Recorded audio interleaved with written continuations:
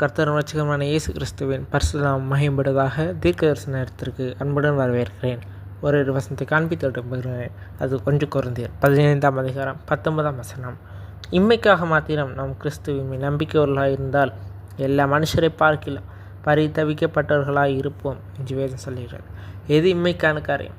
நம்முடைய தேவைகள், அன்றாட தேவைகள், சுகம், வீடு, கார் எல்லாம் இம்மைக்கான காரியம், உலகத்தின் தேவைகள் அதெல்லாம்.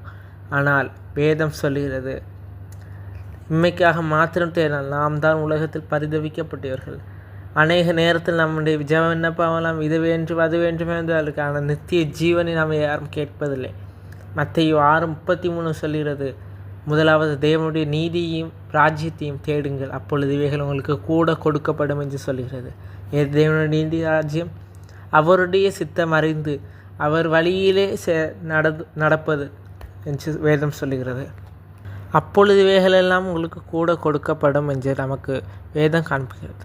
இயேசு போதனை செய்யும் வழியிலே ஒரு வாலிபன் அவனிடத்தில் வந்து நித்திய ஜீவனை நான் சுதந்திரிக்க என்ன செய்ய வேண்டும் என்று மார்க்கு சுவிசேஷத்திலே குறிப்பிடப்பட்டிருக்கிறது.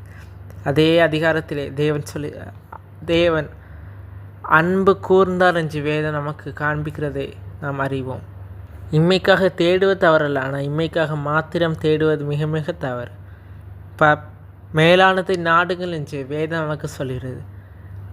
இதை அறிந்து நாம் செயல்படுவோம். தேங்க்யூ. God bless you.